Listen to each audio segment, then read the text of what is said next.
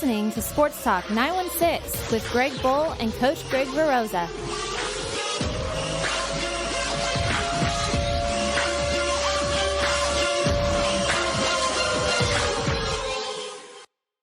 All right, I am now joined by course designer, Spartan and OCR extraordinaire, and all-around awesome guy, Steve Hammond, live from Squaw Valley, Spartan Race World Championship. Steve, how are you doing today? Good morning, Greg. How are you? I am doing extremely well. Thank you very much for having me on the show. Absolutely. So we talked actually on this day last year, and it was a great thing. So I wanted to try to get you on again. This year, bigger and badder, right? The course is going to be a whole new, for lack of a better term, beast. Oh, mate, it is awesome.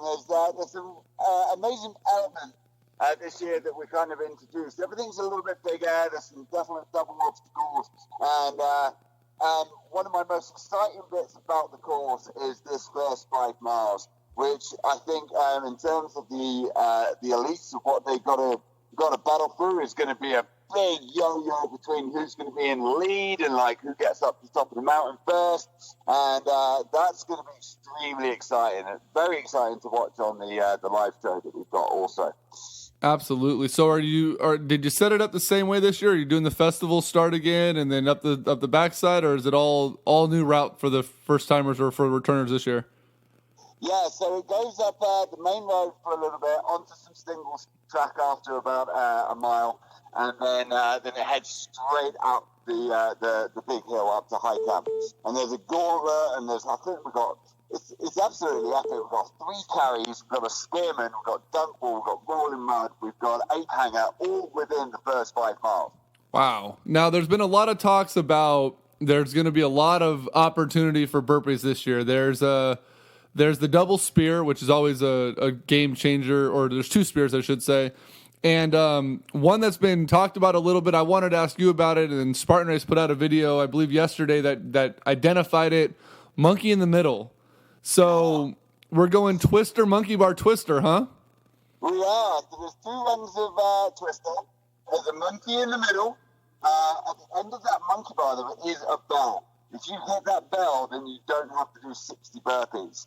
If you fall off after that monkey bar, then you're within the 30 burpee penalty, and then you finish another 2 runs of twister. Wow, so grip strength is going to be paramount at this point.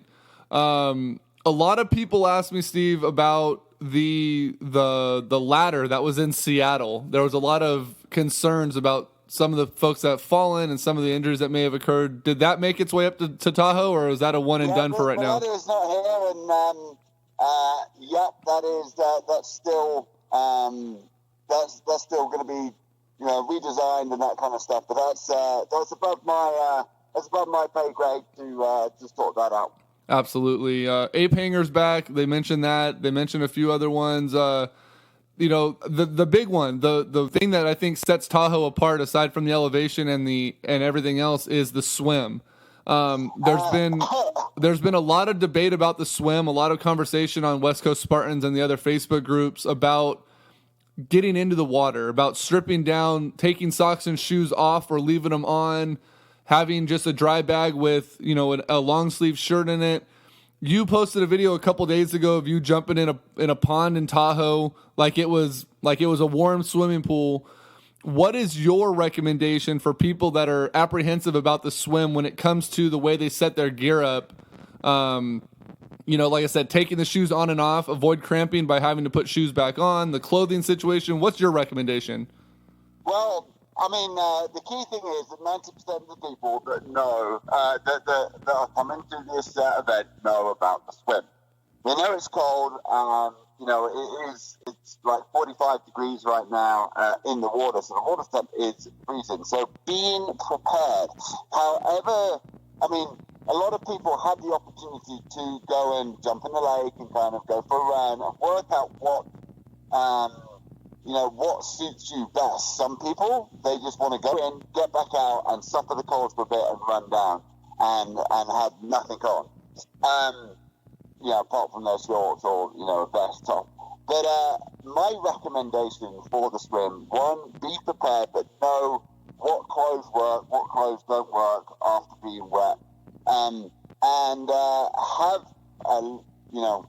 for the elites, have some gloves, have some hats, and put them in a little Ziploc. Put them in your little Solomon or your Camelback pouch, and then literally, you can go in the water, come back out, and stick your little hat on, put your gloves on, and then you're warming up straight away. They're kept dry, and it's keeping stuff dry or having something to put on afterwards is absolutely key. And it's a little bit psychological. I mean, a lot of people will stop and give a data to get in there. You just got to suck it up, go for a swim, come back out, know it's going to hurt a little, and then run down, and you'll be absolutely fine. Yeah, I think it is more mental than anything because you worry about the cold and you ease your way in. You just got to get that shock in and go. Another thing last year that stood out to a lot of people was your bucket. You sent us on a quarter mile. It seemed like a mile-long bucket up that slope. This year they say that there's going to be 2 buckets, one that's capped off so there's no cheating with weight, and then a standard bucket. Is it in the same location? Did you make it longer? Is there a new twist? What's up with the bucket? I know you love your heavy carries. I do like heavy carries, and they're in an awesome spot. And, the designs, I mean, it's not just me that designs them. There's a whole design team on a small cog and a big wheel. The race director has selected different locations, and it's worked really, really well so far. And the carries there's nothing in keeping with the course. So everything's in keeping with what the style of Tahoe is. There's nothing monstrous. But, the 3 carries almost back to back seem pretty brutal. And they're nothing as long as the bucket last year, but they're on slightly steeper terrain so they can feel pretty hard. Awesome. And so last thing real quick, you've been doing the NBC coverage. You've been covering all the championship series races on the course. Who right now is your favorite to win male and female elite? Well, I think I've got, there's obviously like 6 or 7 different contenders. I think Ryan Atkins has got an absolutely great chance. He is my number 1 pick. Hobie Robertson, obviously. John Albion is here. He's off from a phenomenal Sky Series race. His results over in Europe are phenomenal. Can he cope with the altitude here? Yeah. I mean, if he really wants it, I'm not sure if he's got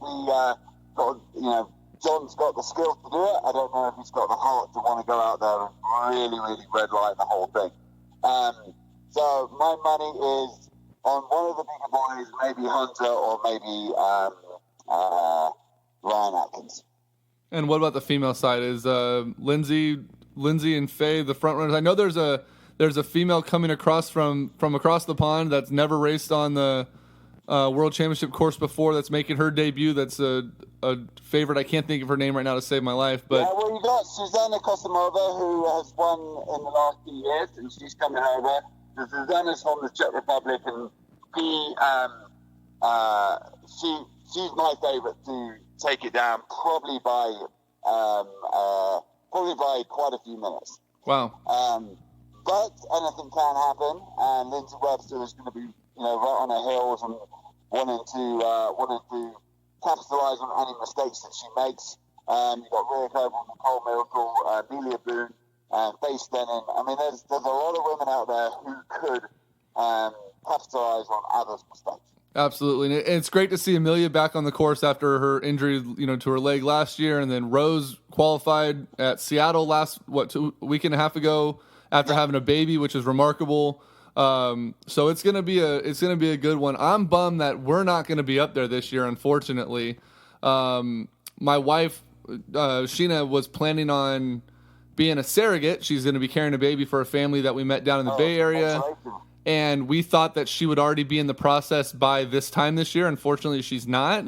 It got pushed back a couple of months, but it wasn't in the cards. But we'll be watching from home. We'll be looking forward to it. And then once this baby's complete, we'll be looking at possibly a road to 2018. Hopefully, it's back in Tahoe and we can get up there and tackle it again. Steve, thank you for your time. I know you're super, super busy. You have a big weekend ahead of you. You have the Ultra Beast on Sunday that you're running as well. I am. I hope they sneak a Guinness in your box again for you at the turn. And best of luck out there. It's always a pleasure talking with you, and hopefully we'll see you when Sacramento rolls around. Thank you very much, Greg. Absolutely wonderful speaking to you. Enjoy the live show. It's going to be from 7 o'clock. And we'll be live streaming absolutely everything, all the action here from the World Championships here in North Lake Tahoe. Awesome. Thank you very much, Steve. That's Steve Hammond. You can find him on all the Spartan videos and on Facebook. Give him a follow. It's totally worth it. Steve, have a great weekend. Thank you, Mary. Take care. All right. We'll talk soon, buddy. Thank you. Bye. Bye-bye.